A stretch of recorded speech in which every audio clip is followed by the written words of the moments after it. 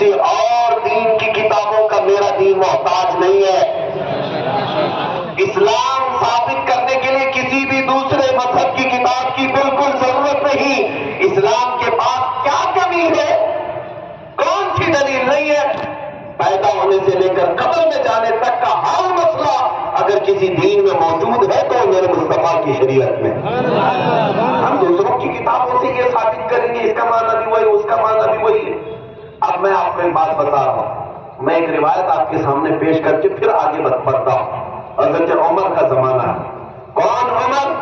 جن کے جلال، جن کے روب و دبدبے سے قیصر و کسریٰ کانپتے تھے، لاکھوں کی فوجیں تھراتی تھی، مسجد میں کھڑے ہو کر خطبہ دے رہے ہیں اور فرماتے ہیں اے لوگوں سنو، عمر ابن خطاب آج اپنے کوڑے سے سب کو بھانپتا ہے، کل کو اگر محمد عربی صلی اللہ علیہ وسلم کے دین کے علاوہ، ان کی شریعت کے علاوہ کوئی نیا مسئلہ میری طرف سے آئے تو تم کیا کرو گے؟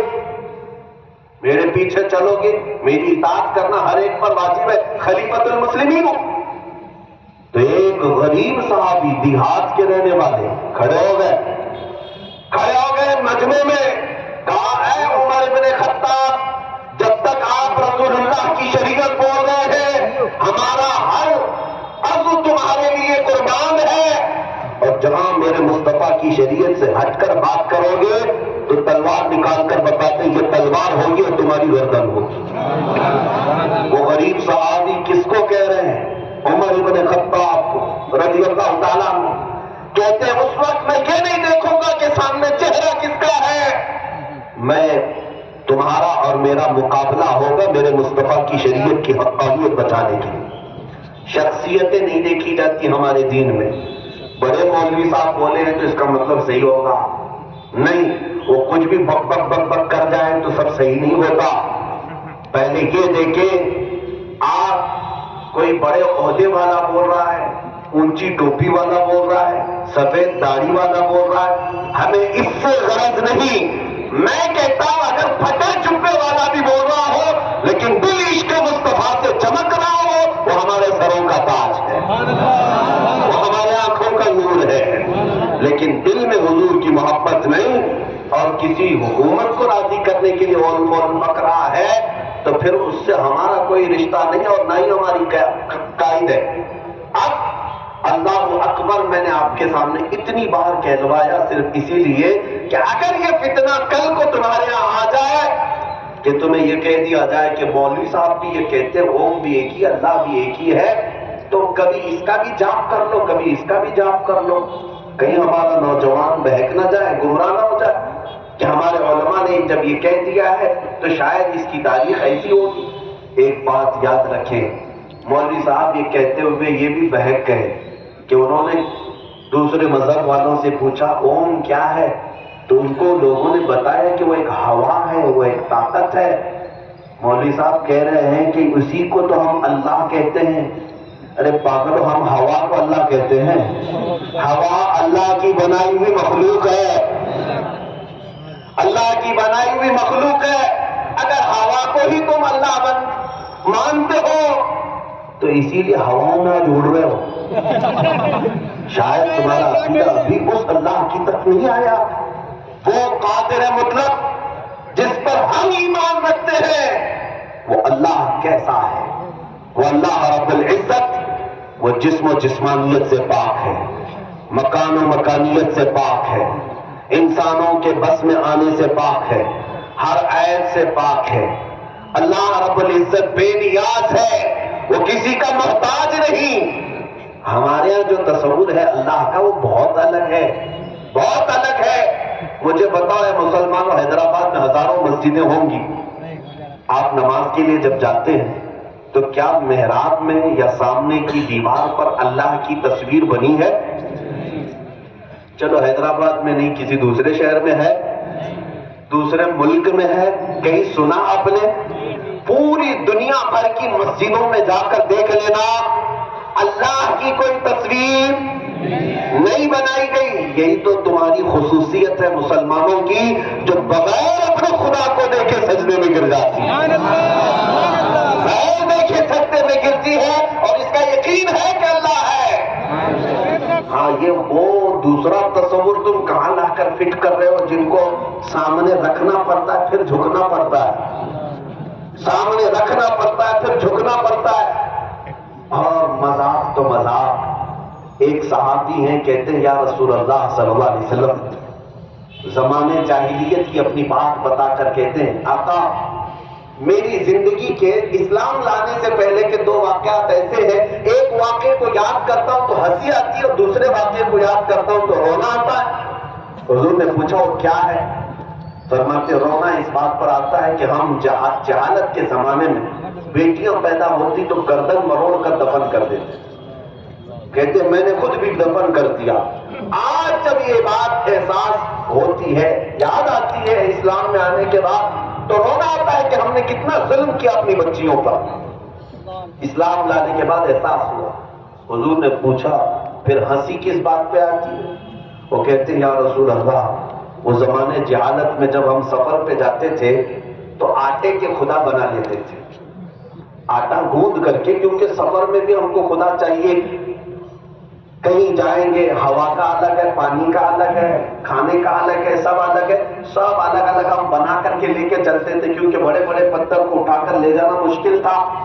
وہ صحابی کہتے ہیں کسی کو یہ نہ لگے میں 1400 سال پہلے کی بات بتا رہا ہوں، حضور صلی اللہ علیہ وسلم سے عرض کرتے ہیں کہ آقا ہم وہ آٹے کے بنا کر لے جاتے تھے۔ حضور نے پوچھا پھر کیا ہوا؟ کہا راستے میں چلتے تھے، پھر کبھی ایسا ہوتا غلہ اناج ہمارا ختم ہوتا تو کبھی اس کا ہاتھ توڑ کے کھاتے تھے، کبھی پیر توڑ کے کھاتے تھے، کبھی اس کی پورے سر کو ہی پکا کے کھا لیتے تھے۔ ان کو اسلام لانے کے بعد احساس ہوا، فرماتے ہیں کہ کس طرح کی جہالت میں تھا کہ میں خود ہاتھوں سے خدا کو بناتا اور خود ہی توڑتا بھی تھا، خود ہی کھاتا بھی تھا۔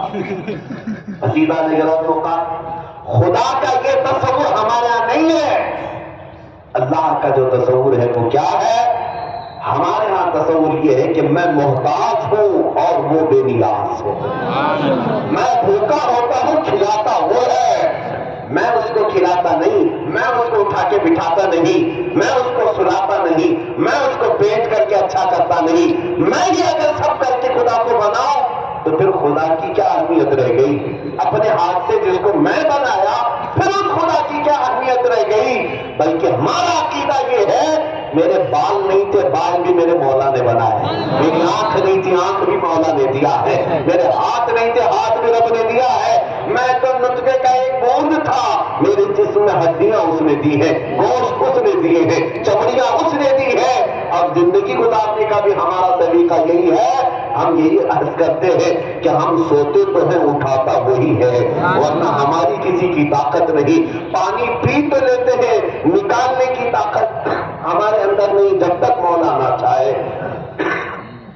عزیزان گرامی اوقات،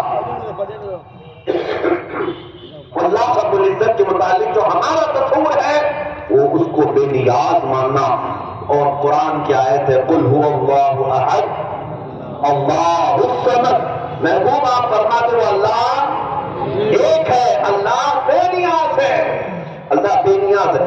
اب میں آپ سے آپ کا عقیدہ پوچھ رہا ہوں، آج بہت ضروری ہے یہ، کیا آپ بتاؤ ہواؤں کو خدا کہتے ہیں؟ ہوا خدا ہے؟ بارش خدا ہے؟ طاقت خدا ہے؟ یعنی کوئی بھی طاقت دنیاوی؟ اللہ رب العزت یہ چیزوں کا نام نہیں ہے، یہ سب چیزیں تو اس اللہ نے پیدا کیا، اس اللہ نے پیدا کیا۔ ایک صاحب آئے، سوال تو دیکھیے، ایتھیسٹ لوگ جو آج ناستک جو ہے جن کو کوئی خدا کو ماننا ہی نہیں ہے وہ گمراہ کر رہے ہیں۔ اب کچھ ایکس مسلم نام سے ہمارے دجالی ٹی وی والے بہت ان کا آؤ بھاؤ کر کے بلاتے ہیں، دعوت دیتے ہیں، ان کو بٹھاتے ہیں، ڈیبیٹ کرواتے ہیں۔ میں تو اکثر یہی کہتا ہوں یہ بیچارے چینل والے ایسے ہیں جن کا کام تو آپ دیکھتے روزانہ ہمارا نام لیے بغیر تو دکان بھی نہیں چلتی، ہاں روزی نہیں چلتی، ان کو ہمارے اوپر کچھ نہ کچھ ڈیبیٹ کرنا ہے، اسلام پر، مسلمانوں پر، داڑھی پر، ٹوپی پر، برقعے پر، مسجد پر، کہیں نہ کہیں تو کچھ کرنا ہی ہے، ورنہ تو چینل نہیں چلے گا، مسالہ کہاں ملے گا۔ ایکس مسلم بھی ایسے لائے جا رہے ہیں جو صرف سوا خدا کے انکار پر بیٹھے رہتے ہیں، دلیل دو دلیل دو، کہاں ہے خدا، کہاں ہے خدا۔ عزیزان گرامی اوقات، آپ کے اوپر جب ایسا ایسے سوالات ہیں کالجز میں ابھی یہ بلا پھیلی ہوئی، یونیورسٹیز میں پھیلی ہوئی ہے، ایتھسٹ بہت تیزی سے لوگوں کے دماغوں کو پھیر رہے ہیں کہ خدا ہے ہی نہیں، اور پھر جب آپ کہتے ہیں اللہ ہے تو آپ سے کہتے ہیں کہ دلیل دو، کہاں ہے اللہ؟ ہزاروں دلیلیں ہیں میرے اللہ کے ہونے پر، خدا کے ہونے پر، لیکن آپ سب سے پہلے اس ایتھسٹ سے، اس گمراہ ملحد سے یہ پوچھو تو انکار جو کر رہا ہے پہلے اس کی دلیل دے کہ خدا نہیں ہے، خدا نہیں ہے اس کی دلیل چاہیے۔ آپ اس کے بعد شرم سے پانی پانی نہ ہو جائے تو پھر مجھے بتائیں، پھر پوچھو آپ خدا نہیں ہے تو دلیل دے۔ میں پوچھتا ہوں یہ زمین سے یہ سبزہ کون اگاتا؟ سبحان اللہ۔ یہ جب کوپلیں نکل کر کے آتی ہیں تو اس میں پھول نکل آتے ہیں، اس میں رنگ کون ڈال کر جاتا ہے؟ کون ہے؟ کوئی جنات آتے ہیں، کوئی اور ہوتا ہے؟ کچھ ہے تو بتا، کوئی تو ہے جو اس پورے کائنات کے نظام کو سنبھالا ہوا ہے۔ جو انکار کرتے ہیں ان کے لیے آپ پہلے پوچھیں کہ دلیل کیا ہے تمہارے پاس، اور پھر آپ کو میں ایک بات بتاتا ہوں، پوری دنیا کے قوانین میں، فلسفی میں ایک چیز محال ہے، ناممکن ہے۔ کیا چیز؟